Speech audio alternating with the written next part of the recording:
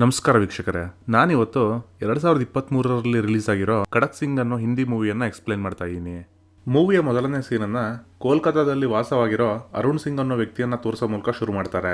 Actual ಆಗಿ Arun ಸೂಸೈಡನ್ನು attempt ಮಾಡಿ ಹಾಸ್ಪಿಟಲ್ನಲ್ಲಿ admit ಆಗಿದ್ದಾನೆ. ಹಾಗೆ ಈ ಘಟನೆಯಿಂದ ಆಲ್ಮೋಸ್ಟ್ ಅವನ ಎಲ್ಲ ನೆನಪುಗಳನ್ನು ಕಳ್ಕೊಂಡಿದ್ದಾನೆ. ಅದೇ ಸಮಯಕ್ಕೆ ಸಾಕ್ಷಿ ಅನ್ನೋ ಹುಡುಗಿ ಬಂದು ನಾನು ನಿಮ್ಮ ಮಗಳು ಅಂತ ಅರುಣ್ಗೆ ಹೇಳ್ತಾಳೆ. ಆದರೆ ಅದಕ್ಕೆ ಅರುಣ್ ಇದ್ದವನು ಸ್ವಲ್ಪ ನೆನಪು ಮಾಡಿಕೊಂಡು ನನಗಿರೋದು ಒಬ್ಬನೇ ಮಗ, ಅವನ ಹೆಸರು ಆದಿತ್ಯ, ಅವನಿಗೀಗ 5 ವರ್ಷ ವಯಸ್ಸು ಅಂತ ಹೇಳ್ತಾನೆ. ಆಗ ಸಾಕ್ಷಿ ನಿಮಗೆ ಮಗ ಇರೋದು ನಿಜ, ಆದರೆ ಅವನಿಗೆ 5 ಅಲ್ಲ 17 ವರ್ಷ ವಯಸ್ಸು ಅಂತ ಹೇಳ್ತಾಳೆ. ಮೊದಲೇ ತನ್ನ ಹಳೆಯ ನೆನಪುಗಳನ್ನು ಕಳ್ಕೊಂಡಿದ್ದ ಅರುಣ್ ನಿನ್ನ ಹತ್ರ ಪ್ರೂಫ್ಗೆ ಅಂತ ಏನಾದರೂ ಫೋಟೋಸ್ಗಳಿದ್ದಾವ ಅಂತ ಕೇಳ್ತಾನೆ. ಅದಕ್ಕೆ ಸಾಕ್ಷಿ ಇದ್ದೋಳು ರೀಸೆಂಟಾಗಿ ನಾವು ಯಾವುದೇ ಫೋಟೋಸ್ನ ತೆಗೆಸ್ಕೊಂಡಿಲ್ಲ ಅಂತ ಹೇಳ್ತಾಳೆ. ಇದನ್ನೆಲ್ಲ ಕೇಳಿದ ಅರುಣ್ಗೆ ಸಾಕ್ಷಿ ಸುಳ್ಳು ಹೇಳ್ತಿದ್ದಾಳೆ ಅಂತ ಡೌಟ್ ಬರೋಕ್ಕೆ ಶುರುವಾಗುತ್ತೆ. ಆದರೂ ಸಹ ಸಾಕ್ಷಿಯ ಸ್ಟೋರಿಯನ್ನು ಕೇಳಬೇಕಂತ ಡಿಸೈಡ್ ಆಗ್ತಾನೆ. ಸರಿ ಆಯಿತು, ನಮ್ಮ ಲೈಫಲ್ಲಿ ಇದುವರೆಗೂ ಏನೇನು ನಡೆದಿದೆ ಹೇಳು ಅಂತ ಸಾಕ್ಷಿಗೆ ಕೇಳ್ತಾನೆ. ಈಗ ಸ್ಟೋರಿ ಸ್ವಲ್ಪ ದಿನಗಳ ಹಿಂದೆ ಹೋಗುತ್ತೆ. ಸಾಕ್ಷಿ ಒಂದು ಕಾಲೇಜಿನಲ್ಲಿ ತನ್ನ ವಿದ್ಯಾಭ್ಯಾಸವನ್ನು ಮಾಡ್ತಾ ಇರ್ತಾಳೆ. ಅವಳ ತಮ್ಮ ಆದಿತ್ಯ ಸ್ಕೂಲ್ನಲ್ಲಿ ಓದ್ತಾ ಇರ್ತಾನೆ. ಆದರೆ ಆದಿತ್ಯ ಡ್ರಗ್ಸ್ಗೆ ಅಡಿಕ್ಟ್ ಆಗಿರ್ತಾನೆ. ಈ ವಿಷಯದಿಂದ ಸಾಕ್ಷಿಗೆ ತುಂಬಾನೇ ಚಿಂತೆ ಆಗ್ತಾ ಇರುತ್ತೆ.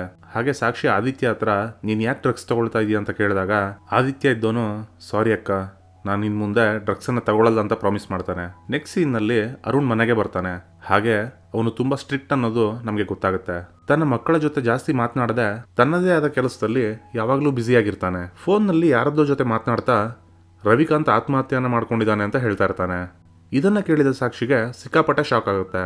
ಯಾಕಂದ್ರೆ ರವಿಕಾಂತ್ ತನ್ನ ತಂದೆ ಅರುಣ್ನ ತುಂಬ ಒಳ್ಳೆ ಫ್ರೆಂಡ್ ಆಗಿದ್ದ. ಈ ರವಿಕಾಂತ್ ಯಾರು, ಹಾಗೆ ಅವ್ನು ಯಾಕೆ ಸೂಸೈಡ್ ಮಾಡ್ಕೊಂಡ ಅಂತ ನಮಗೆ ಮುಂದೆ ಗೊತ್ತಾಗುತ್ತೆ. ಈ ಕಡೆ ಅರುಣ್ಗೂ ಕೂಡ ರವಿಕಾಂತ್ ಈ ಥರ ಯಾಕೆ ಮಾಡ್ಕೊಂಡ ಅಂತ ಅರ್ಥನೇ ಆಗ್ತಿರೋದಿಲ್ಲ. ಮಾರನೇ ದಿನ ಸಾಕ್ಷಿ ತನ್ನ ಫ್ರೆಂಡ್ಸ್ನ ಜೊತೆ ಒಂದು ಶಾಪಿಂಗ್ ಮಾಲ್ಗೆ ಹೋಗಿರ್ತಾಳೆ. ಅದೇ ಮಾಲ್ನಲ್ಲಿ ತನ್ನ ತಂದೆಯನ್ನ ಇನ್ನೊಬ್ಬ ಹೆಂಗಸಿನ ಜೊತೆ ಇರೋದನ್ನ ನೋಡ್ತಾಳೆ. ಅದನ್ನ ಕಣ್ಣಾರೆ ನೋಡಿದ್ರೂ ಕೂಡ ಆ ವಿಷಯದ ಬಗ್ಗೆ ತನ್ನ ತಂದೆಯ ಬಳಿ ಏನು ಮಾತಾಡೋದಿಲ್ಲ. ಮತ್ತೆ ಮಾರನೇ ದಿನ ಅರುಣ್ ತನ್ನ ಆಫೀಸ್ಗೆ ರೆಡಿಯಾಗಿ ಹೋಗ್ತಾ ಇರುವಾಗ ನಾನು ನೈಟ್ ಬರೋದು ಸ್ವಲ್ಪ ಲೇಟ್ ಆಗುತ್ತೆ ಅಂತ ಹೇಳ್ತಾನೆ. ಅದನ್ನ ಕೇಳಿದ ಆದಿತ್ಯಗೆ ತುಂಬಾನೇ ಖುಷಿ ಆಗುತ್ತೆ. ಯಾಕಂದ್ರೆ ಅರುಣ್ ಮನೇಲಿ ಇಲ್ದೇ ಇರೋ ಸಮಯದಲ್ಲಿ ಸಾಕ್ಷಿ ಹಾಗೂ ಆದಿತ್ಯ ತುಂಬಾನೇ ಖುಷಿಯಾಗಿರ್ತಾರೆ.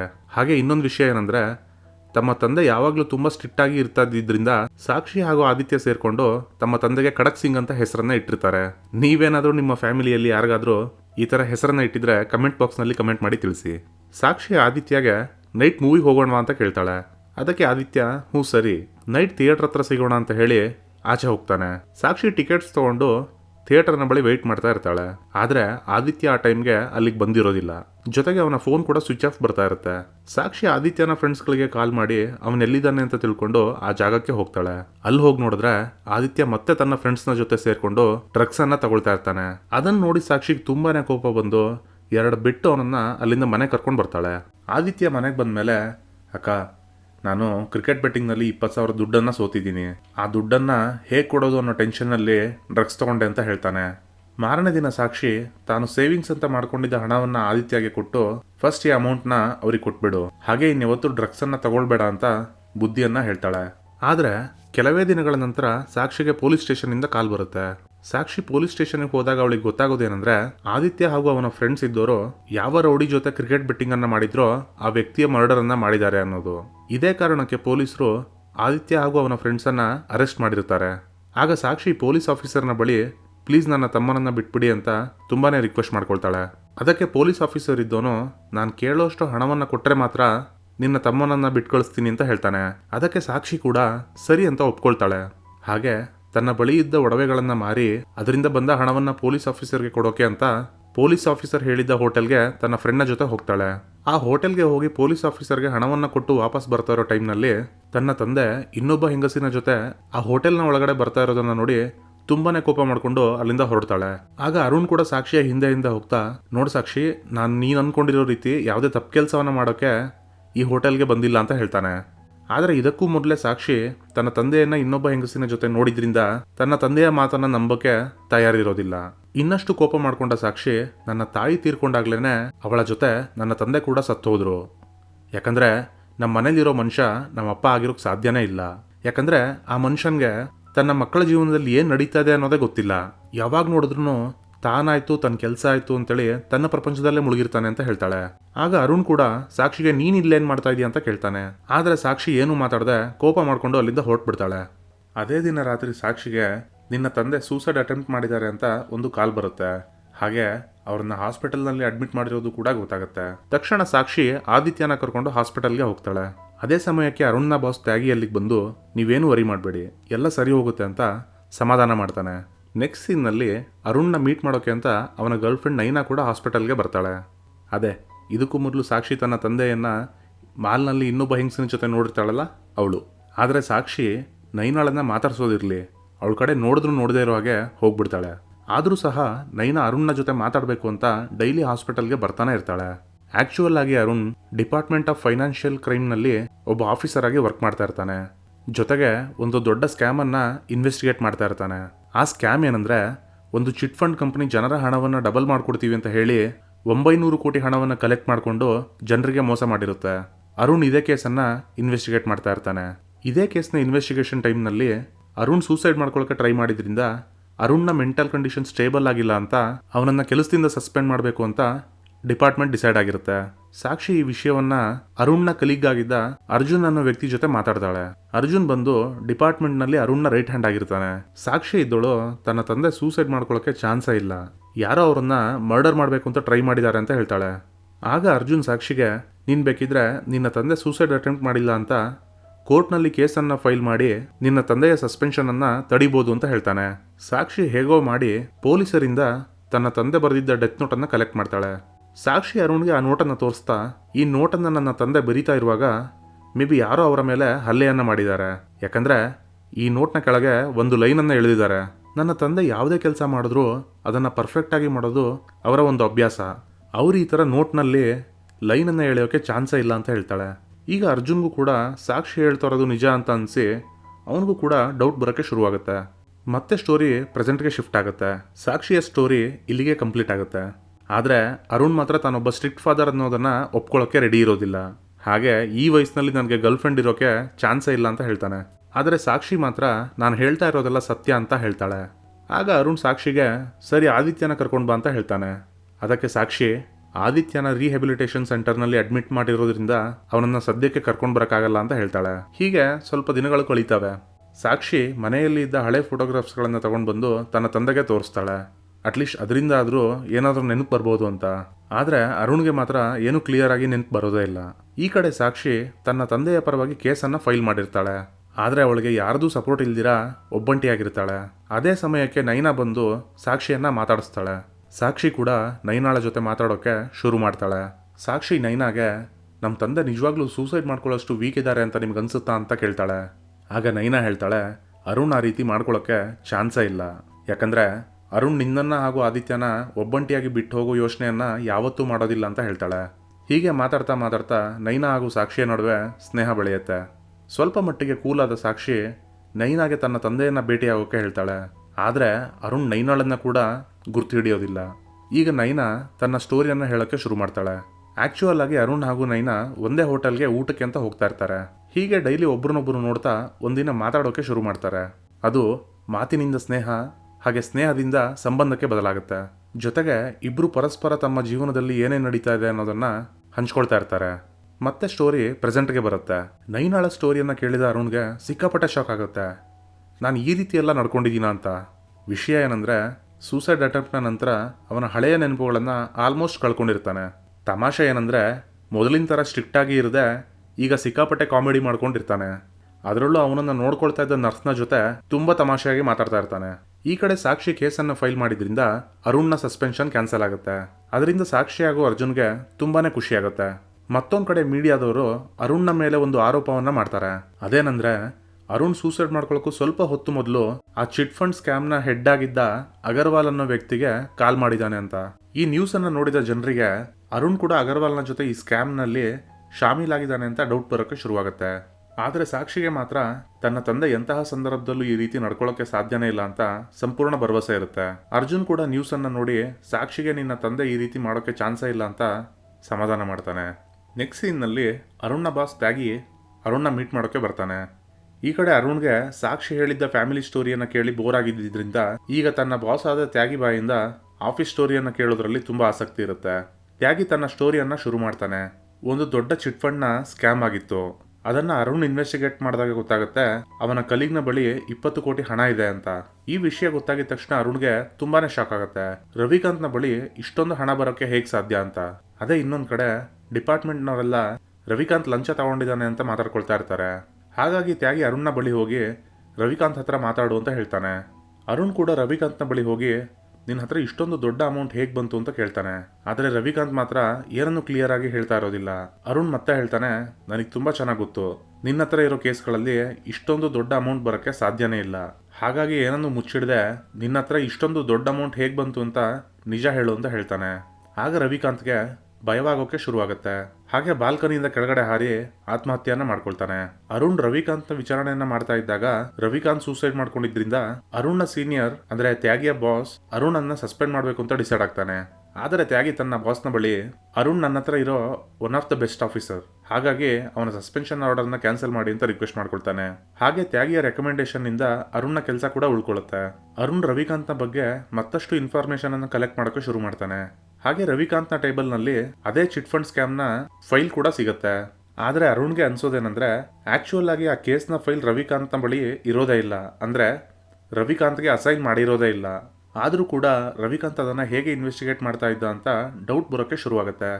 ನೆಕ್ಸ್ಟ್ ಸೀನ್ ನಲ್ಲಿ ಅರುಣ್ನ ಟೀಮು ಈ ಸ್ಕ್ಯಾಮ್ ನಲ್ಲಿ ಶಾಮೀಲಾಗಿದ್ದ ಸಾಕಿಬ್ ಅನ್ನೋ ಒಬ್ಬ ವ್ಯಕ್ತಿಯನ್ನ ಎತ್ಕೊಂಡು ಬರ್ತಾರೆ. ಅರುಣ್ ಸಾಕಿಬ್ಗೆ ಅಗರ್ವಾಲ್ ಎಲ್ಲಿದ್ದಾನೆ ಅಂತ ಕೇಳ್ತಾನೆ. ಆಗ ಸಾಕಿಬ್ ಇದ್ದವನು ಅಗರ್ವಾಲ್ ನಾಳೆ ಒಂದು ಹೋಟೆಲ್ಗೆ ಹೋಗ್ತಾ ಇದ್ದಾನೆ, ನೀವು ನಾಳೆ ಆ ಹೋಟೆಲ್ಗೆ ಹೋದ್ರೆ ಅಗರ್ವಾಲ್ ಅನ್ನ ಅರೆಸ್ಟ್ ಮಾಡ್ಬೋದು ಅಂತ ಹೇಳ್ತಾನೆ. ಈ ಅಗರ್ವಾಲ್ ಅನ್ನ ಅರೆಸ್ಟ್ ಮಾಡೋಕೆ ಅಂತಾನೆ ಲಾಸ್ಟ್ ಟೈಮ್ ತನ್ನ ಟೀಮ್ನ ಜೊತೆ ಅರುಣ್ ಆ ಹೋಟೆಲ್ಗೆ ಹೋಗಿರ್ತಾನೆ. ಇದನ್ನ ನೋಡಿನೇ ಸಾಕ್ಷಿ ತನ್ನ ತಂದೆಯ ಬಗ್ಗೆ ತಪ್ಪಾಗಿ ತಿಳ್ಕೊಂಡಿರ್ತಾಳೆ. ಆದರೆ ಅವತ್ತು ಅಗರ್ವಾಲ್ ಆ ಹೋಟೆಲ್ಗೆ ಬಂದಿರೋದೇ ಇಲ್ಲ ಅನ್ನೋದು ಅರುಣ್ಗೆ ಗೊತ್ತಾಗುತ್ತೆ. ಮೊದಲೇ ಅಗರ್ವಾಲ್ ಸಿಗದೇ ಇದ್ದ ಚಿಂತೆಯಲ್ಲಿದ್ದ ಅರುಣ್ಗೆ ತನ್ನ ಮಗಳು ಸಾಕ್ಷಿ ಕೂಡ ಆತರ ಮಾತಾಡಿದ್ರಿಂದ ಅದು ಅವನಿಗೆ ಇನ್ನೂ ನೋವನ್ನ ಉಂಟು ಮಾಡಿರುತ್ತೆ. ಇದೇ ಕಾರಣಕ್ಕೆ ತನ್ನ ಯಾವ ಕಲೀಗ್ಸ್ನ ಜೊತೆನೂ ಮಾತಾಡದೆ ನೇರವಾಗಿ ಬಂದು ತನ್ನ ಕ್ಯಾಬಿನ್ ಅಲ್ಲಿ ಕೂತ್ಕೊಳ್ತಾನೆ. ಸ್ವಲ್ಪ ಹೊತ್ತಿನ ನಂತರ ಅರುಣ್ ಸೂಸೈಡ್ ಅಟೆಂಪ್ಟ್ ಮಾಡಿದಾನೆ ಅನ್ನೋ ವಿಷಯ ಡಿಪಾರ್ಟ್ಮೆಂಟ್ನ ತುಂಬೆಲ್ಲ ಹರಿದಾಡಕ್ಕೆ ಶುರುವಾಗುತ್ತೆ. ಮತ್ತೆ ಸ್ಟೋರಿ ಪ್ರೆಸೆಂಟ್ಗೆ ಶಿಫ್ಟ್ ಆಗುತ್ತೆ. ತನ್ನ ಬಾಸ್ ಆದ ತ್ಯಾಗಿಯ ಸ್ಟೋರಿಯನ್ನು ಕೇಳಿದ್ಮೇಲೆ ಕೂಡ ಅರುಣ್ಗೆ ಏನು ನೆನಪಿಗೆ ಬರೋದಿಲ್ಲ. ಆದ್ರೆ ಅರುಣ್ ಹೇಳಿ ಕೇಳಿ ಮೊದಲೇ ಇನ್ವೆಸ್ಟಿಗೇಟಿವ್ ಆಫೀಸರ್, ತನ್ನ ಜೊತೆ ನಡೆದಿರೋ ಮಿಸ್ಟರಿಯನ್ನ ತಾನೇ ಸಾಲ್ವ್ ಮಾಡೋದಾಗಿ ಡಿಸೈಡ್ ಮಾಡ್ತಾನೆ. ನೆಕ್ಸ್ಟ್ ಸೀನಲ್ಲಿ ಅರುಣ್ ಅರ್ಜುನ್ನ ಹಾಸ್ಪಿಟಲ್ಗೆ ಕರ್ಸ್ಕೊಳ್ತಾನೆ. ಅರ್ಜುನ್ ಇದ್ದವನು ಸಾಕ್ಷಿ ನನ್ನ ತಂದೆ ಸೂಸೈಡ್ ಅಟೆಂಪ್ಟ್ ಮಾಡೋಕೆ ಸಾಧ್ಯನೇ ಇಲ್ಲ ಅಂತ ಹೇಳಿದಾಗ ನನಗೂ ಕೂಡ ಡೌಟ್ ಬರೋಕೆ ಶುರುವಾಗಿತ್ತು ಅಂತ ಹೇಳ್ತಾನೆ. ತಕ್ಷಣ ಅದೇ ಸಮಯಕ್ಕೆ ಘಟನೆ ನಡೆದ ದಿನ ಅರುಣ್ ಒಬ್ಬನೇ ಕೂತಿದ್ದಾಗ ಸುಭಾಷ್ ಅರುಣ್ನ ಕ್ಯಾಬಿನ್ಗೆ ಹೋಗಿದ್ದು ಅವನಿಗೆ ನೆನಪಾಗುತ್ತೆ. ಕೋಇನ್ಸಿಡೆನ್ಸ್ ಅನ್ನೋ ರೀತಿನಲ್ಲಿ ಸುಭಾಷ್ ಅರುಣ್ನ ಕ್ಯಾಬಿನಿಂದ ಆಚೆ ಬಂದ ಕೆಲವೇ ಹೊತ್ತಿನಲ್ಲಿ ಅರುಣ್ ಸೂಸೈಡ್ ಅಟೆಂಪ್ಟ್ ಮಾಡಿದಾನೆ ಅನ್ನೋ ವಿಷಯ ಡಿಪಾರ್ಟ್ಮೆಂಟ್ಗೆಲ್ಲ ಗೊತ್ತಾಗುತ್ತೆ. ಈ ಇನ್ಸಿಡೆಂಟ್ ನಂತರ ಅರ್ಜುನ್ ಅರುಣ್ನ ಕ್ಯಾಬಿನ್ನ ಒಳಗಡೆ ಹೋಗಿ ನೋಡಿದ್ರೆ ಅರುಣ್ ಕ್ಯಾಬಿನ್ನ ಕಿಟಕಿಯ ಹಾಳಾಗಿದ್ದ ಮೆಶ್ಶು ರಿಪೇರಿ ಆಗಿರುತ್ತೆ. ಇದನ್ನ ಗಮನಿಸಿದ ಅರ್ಜುನ್ಗೆ ಹೆವಿ ಡೌಟ್ ಬರೋಕ್ಕೆ ಶುರುವಾಗುತ್ತೆ. ಯಾಕಂದ್ರೆ ಅರುಣ್ನ ಸೂಸೈಡ್ನ ಇನ್ಸಿಡೆಂಟ್ ಆದ ಕೆಲವೇ ಹೊತ್ತಿನಲ್ಲಿ ಅದು ಹೇಗೆ ಮೆಶ್ಶನ್ನ ರಿಪೇರಿ ಮಾಡಿದ್ರು, ಮೇ ಬಿ ಆ ಕಿಟಕಿ ಮೂಲಕ ಆಚೆಯಿಂದ ಅರುಣ್ನ ಕ್ಯಾಬಿನ್ನ ಒಳಗಡೆ ಯಾರೋ ಬಂದಿರಬೇಕು ಅಂತ ಅರ್ಜುನ್ಗೆ ಡೌಟ್ ಬಂದಿರುತ್ತೆ. ಈ ಕಡೆ ಸಾಕ್ಷಿ ತನ್ನ ತಂದೆ ಇನ್ವೆಸ್ಟಿಗೇಟ್ ಮಾಡ್ತಾ ಇದ್ದ ಆ ಚಿಟ್ ಫಂಡ್ ಸ್ಕ್ಯಾಮ್ನ ಫೈಲನ್ನು ನೋಡ್ತಾ ಇರುವಾಗ ಆ ಫೈಲ್ನಲ್ಲಿ ಪ್ಲಂಬರ್ ಅಂತ ಬರೆದಿರೋ ಒಂದು ಮೊಬೈಲ್ ನಂಬರ್ ಕಾಣುತ್ತೆ. ಅದನ್ನ ನೋಡಿದ ಸಾಕ್ಷಿಗೆ ತುಂಬಾ ಆಶ್ಚರ್ಯ ಅನ್ಸುತ್ತೆ. ಯಾಕಂದ್ರೆ ಅಂತ ಇಂಪಾರ್ಟೆಂಟ್ ಫೈಲ್ನಲ್ಲಿ ತನ್ನ ತಂದೆ ಪ್ಲಂಬರ್ ನಂಬರ್ ಅನ್ನ ಯಾಕೆ ಬರೆದಿದ್ದಾರೆ ಅಂತ. ಹಾಗೆ ಅದೇ ಫೈಲ್ನಲ್ಲಿ ಸಾಕಿಬ್ನ ಹೆಸರಿನ ಜೊತೆ ಮೋಂಟು ಮಾನ್ಸಿಂಗ್ ಅನ್ನೋ ವ್ಯಕ್ತಿಯ ಹೆಸರು ಕೂಡ ಇರುತ್ತೆ. ನೆಕ್ಸ್ಟ್ ಸೀನ್ನಲ್ಲಿ ಸಾಕ್ಷಿ ಆ ಫೈಲನ್ನು ತಗೊಂಡು ತನ್ನ ತಂದೆ ಅರುಣ್ನ ಭೇಟಿಯಾಗೋಕೆ ಹೋಗ್ತಾಳೆ. ಅರುಣ್ ಕೂಡ ಆ ಫೈಲನ್ನು ಸೂಕ್ಷ್ಮವಾಗಿ ಗಮನಿಸೋಕೆ ಶುರು ಮಾಡ್ತಾನೆ.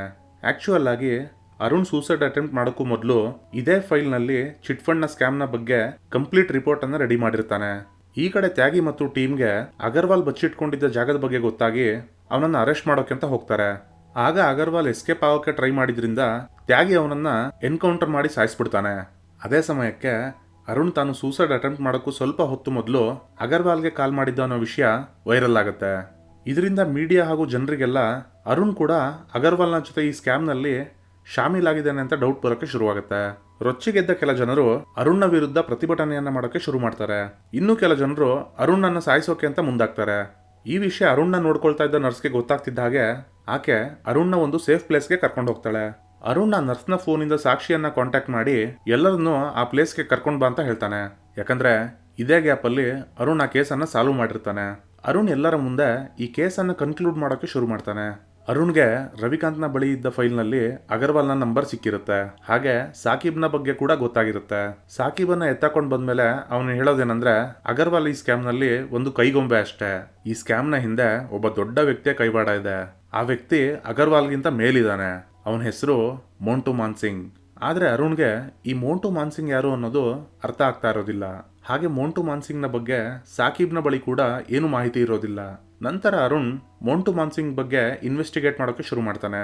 ಅದೇ ಸಮಯದಲ್ಲಿ ಸಾಕಿಬ್ ಅರುಣ್ಗೆ ಅಗರ್ವಾಲ್ ಒಂದು ಹೋಟೆಲ್ಗೆ ಹೋಗ್ತಾ ಇದ್ದಾನೆ ಅಂತ ಇನ್ಫಾರ್ಮೇಶನ್ ಅನ್ನ ಕೊಡ್ತಾನೆ. ಹಾಗಾಗಿ ಅರುಣ್ ತನ್ನ ಟೀಮನ್ನು ಕರ್ಕೊಂಡು ಆ ಹೋಟೆಲ್ಗೆ ಹೋಗಿರ್ತಾನೆ. ಆದರೆ ಆ ಹೋಟೆಲ್ನಲ್ಲಿ ತನ್ನ ಮಗಳು ಸಾಕ್ಷಿಯನ್ನ ನೋಡಿ ತುಂಬಾನೇ ಶಾಕ್ ಆಗಿರ್ತಾನೆ. ಆ ದಿನ ತನ್ನ ಮಗಳ ಜೊತೆ ನಡೆದ ಮಾತುಕತೆಯಿಂದ ತುಂಬಾನೇ ಬೇಜಾರಾಗಿ ತನ್ನ ಕ್ಯಾಬಿನ್ಗೆ ಬಂದು ಮಗಳಿಗೆ ಅಂತ ಒಂದು ಸಾರಿ ನೋಟನ್ನು ಬರೆಯೋಕೆ ಶುರು ಮಾಡಿರ್ತಾನೆ. ಅದೇ ಸಮಯಕ್ಕೆ ಅಲ್ಲಿಗೆ ಬಂದ ಸುಭಾಷ್ ಅರುಣ್ನ ಕುತ್ತಿಗೆಗೆ ಒಂದು ಇಂಜೆಕ್ಷನ್ ಅನ್ನ ಕೊಟ್ಟಿರ್ತಾನೆ.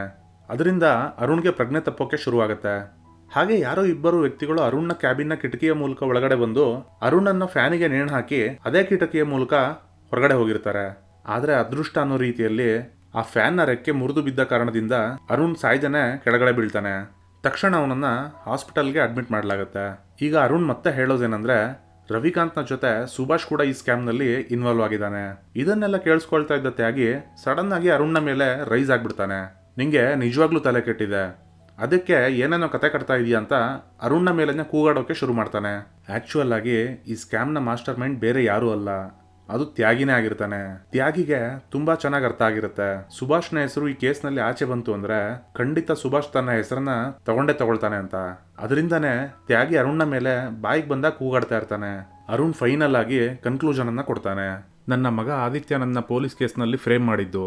ನಾನು ಅಗರ್ವಾಲ್ನ ಅರೆಸ್ಟ್ ಮಾಡಕ್ಕೆ ಹೋಗ್ತಾ ಇದ್ದ ಹೋಟೆಲ್ಗೆ ನನ್ನ ಮಗಳು ಸಾಕ್ಷಿಯನ್ನ ಬರೋ ಹಾಗೆ ಮಾಡಿ ನನ್ನ ಕೈಯಿಂದ ಅಗರ್ವಾಲ್ ಮಿಸ್ ಆದ ಅಂತ ನನ್ನ ಮೇಲೆ ಎಲ್ಲರ ಗಮನ ಬರೋ ಹಾಗೆ ಮಾಡಿದ್ದು.